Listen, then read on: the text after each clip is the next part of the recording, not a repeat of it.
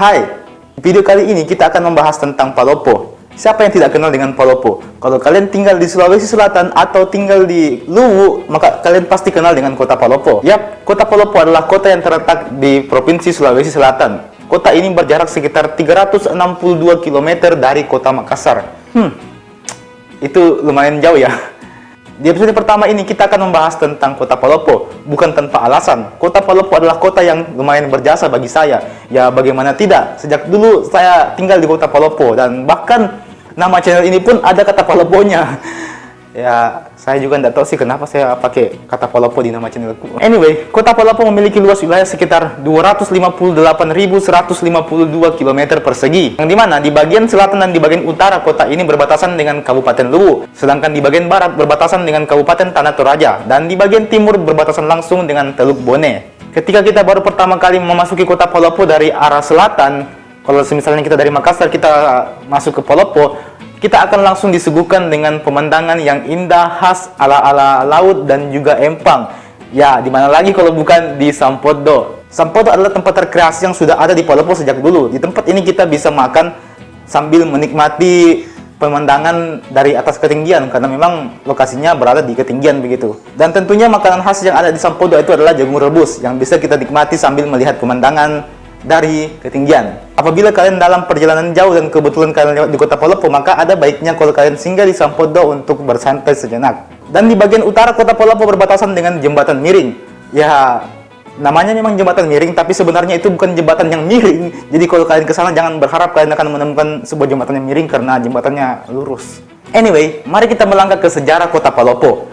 Jadi, kota Palopo dulunya merupakan kota administratif. Kota ini merupakan bagian dari Kabupaten Luwu, ya bahkan merupakan ibu kota dari Kabupaten Luwu, yang dibentuk berdasarkan Peraturan Pemerintah Nomor 42 Tahun 1986. Seiring dengan berjalannya waktu, ketika Undang-Undang Nomor 22 Tahun 1999 ditetapkan, yang dimana isinya menegaskan bahwa seluruh kota administratif yang telah memenuhi syarat bisa menaikkan statusnya menjadi daerah otonom. Singkat cerita, kota Palopo ternyata juga memenuhi syarat tersebut, sehingga akhirnya kota Palopo juga diangkat statusnya menjadi daerah otonom.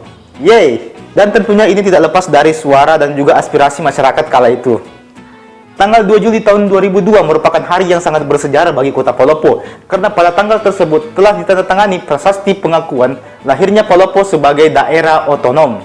Di awal terbentuknya, Palopo hanya memiliki 4 kecamatan, yang terdiri atas 19 kelurahan dan juga 9 desa. Namun seiring dengan berjalannya waktu dan inilah perkembangan dinamika, dan akhirnya pada tahun 2006 wilayah Palopo pun dimekarkan menjadi 9 kecamatan dan 48 kelurahan. Wow, itu jumlah yang sangat banyak. Dan saat ini kota Palopo dipimpin oleh Haji Muhammad Yudas Amir sebagai wali kota dan juga Haji Rahmat Masri Bandaso sebagai wakilnya, dan sekarang telah memasuki periode kedua. Anyway, mari kita melangkah ke potensi alam yang dimiliki kota Palopo. Dari sektor perkebunan, wilayah kota Palopo hampir sama dengan seluruh wilayah yang ada di Indonesia. Palopo memiliki banyak sekali hasil perkebunan, di antaranya ada kelapa, sagu, cengkeh, kakao, pala, pinang, dan berbagai macam buah-buahan yang bisa kalian temui kalau lagi musim buah. Kau melupakanku? Oh, maaf. Dari sektor pertanian, kota Palopo menobatkan sawah sebagai lahan pertanian terluas di kota Palopo dengan luas sekitar 5.112 hektar yang tercatat pada tahun 2018 yang lalu. Tahun 2020 mana? Selain sawah yang menghasilkan padi tentunya, Palopo juga menghasilkan jagung, ubi kayu, dan berbagai macam sayur-sayuran seperti bayam, kacang panjang, kangkung, sawi, terong, tomat, cabai, dan bawang merah. Mana bawang putih? Minta maaf, ini bawang putih bukannya apa, tapi ya memang di jurnalnya tidak ada bawang putih. Kenapa tidak ada bawang putih? Untuk sektor perikanan, kalian akan terkesima melihat ini. Karena kota Palopo berbatasan langsung dengan Teluk Bone, tentunya ini memberikan kontribusi besar terhadap perikanan di kota Palopo. Produksi perikanan didominasi oleh perikanan laut dengan jumlah sekitar 11 ini bagaimana cara bacanya? Sebanyak itu. Dan di bagian perikanan darat, maksudnya itu di empang atau di penangkaran ikan begitu, jumlah produksi yang dihasilkan itu sebesar ini. Yang dimana kebanyakan ikan yang dihasilkan adalah ikan bandeng atau lebih sering disebut dengan ikan bolu kalau di sini, dan juga udang tentunya. Orang Palopo makan udang setiap hari, men. Selain itu, Palopo juga memproduksi rumput laut.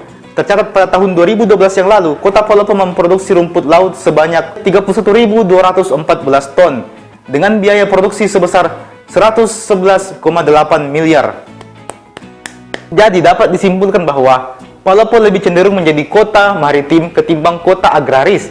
Tapi tanpa membela pihak manapun, keduanya merupakan sumber potensi alam yang ada di kota Palopo, yang dimana keduanya ini saling mendukung dan saling melengkapi satu sama lain.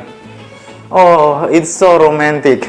Selain perkebunan, pertanian, dan perikanan, kota Palopo juga memiliki pariwisata. Siapa di sini yang butuh liburan? Saya adalah ahlinya liburan. Bahkan kalian bisa memanggil saya sebagai pakar liburan. Kalau kalian berbicara tentang liburan, tidak lengkap rasanya kalau kalian tidak pergi ke kota Palopo. Karena kota Palopo adalah salah satu kota dengan pariwisata terlengkap. Dimulai dari wisata pegunungan, kalian bisa ke objek wisata yang ada di Kambo, atau bisa juga disebut dengan The Kambo Mountain, yang terletak di Kecamatan Bungkajang. Di Kambo, kalian bisa menikmati indahnya pemandangan kota dan juga sejuknya pegunungan sambil minum saraba atau minum kopi. Cocok buat kalian yang anak indie. Senja, engkau selalu datang di kala sepi mengurungku. Bebaskan aku, senja. Bebaskan aku dari penderitaan ini. Atau kalian juga bisa mengunjungi Sungai Latupa yang juga terletak di Kelurahan Bungkajang. Di Latupa, itu terkenal dengan sungai jodohnya. Jadi konon katanya, kalau kalian ke sana dan mandi di sana, maka kalian akan bertemu dengan jodoh kalian. Nggak gue tahu juga sebenarnya itu betul atau itu tidak betul, tapi yang jelasnya Sungai Jodoh dan Latupa itu merupakan salah satu objek wisata yang cukup ikonik di kota Palopo. Jadi datang Ki. Selain itu juga masih ada agrowisata, kolam renang dengan konsep waterboom modern, dan ada juga Sampodo yang sudah kita singgung di awal tadi. Di laut ada Kepulauan Libukang yang dasarnya itu merupakan sebuah tempat di mana kita bisa rekreasi dan juga mandi-mandi. Jika kalian suka dengan sejarah, maka kalian bisa mengunjungi Masjid Jami yang merupakan salah satu masjid tertua yang ada di Indonesia. Dan ada juga Museum Batara Guru yang letaknya tidak begitu jauh dari Masjid Jami, terletak di Kecamatan Wara. Atau kalau kalian lebih suka dengan objek wisata yang modern dan juga ada kuliner-kulinernya begitu, kalian bisa mampir ke lapangan Pancasila. Karena di lapangan Pancasila itu ada banyak sekali penjual yang menjajakan makanan-makanan dan minuman khas dari Palopo. Dan tentunya ada juga beberapa mainan anak-anak dan ya, inilah tempat untuk foto-foto juga. Jadi, lapangan Pancasila ini selalu ramai setiap malam dan selalu dibuka setiap malam. Jadi, itu mungkin lebih kepada kayak pasar malam begitu yang selalu ada tiap malam. Di sore hari kalian bisa ke Pelabuhan Tanjung Ringgit untuk memancing atau sekedar nongkrong. Karena di sana banyak yang menjajakan makanan dan minuman.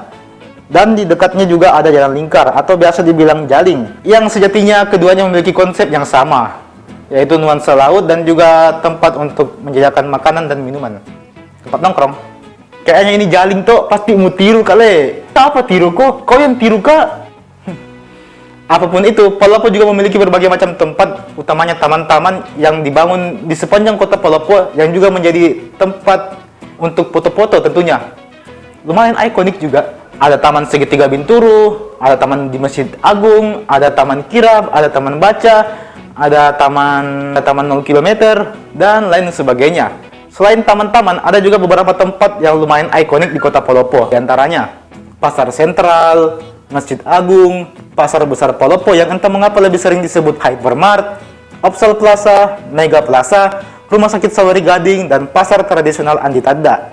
Untuk agama sendiri, mayoritas masyarakat kota Palopo beragama Islam dengan persentase sebesar 82,27%. Disusul dengan Kristen Protestan sebanyak 15,64%, Katolik berjumlah 1,60%, Hindu sebanyak 0,27%, dan agama Buddha sebanyak 0,22%. Untuk suku, di Palopo ada berbagai macam suku, tapi didominasi oleh suku Bugis. Namun, masih ada juga beberapa suku yang lainnya, seperti suku Toraja, Jawa, Minangkabau, Batak, dan Melayu. Untuk masalah pendidikan, jangan salah, kota Palopo adalah kota pendidikan terbesar kedua di Sulawesi Selatan, tentunya setelah ibu kota Makassar. Kota Palopo memiliki beberapa universitas ternama, seperti Universitas Cokro Aminoto Palopo, Universitas Muhammadiyah Palopo, Universitas Andi Jema Palopo, IAIN Palopo, Stikes Mega Buana Palopo, Stikes Veteran Palopo, dan lain sebagainya yang mungkin belum sempat saya sebutkan satu persatu.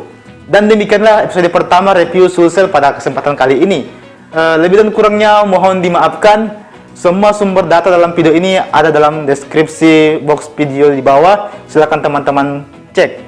Jangan lupa untuk like video ini, komen juga di kolom komentar di bawah, bagikan video ini ke teman-teman kalian, utamanya teman-teman kalian yang orang Sulawesi Selatan, orang Bugis, atau orang Palopo, orang Luwu.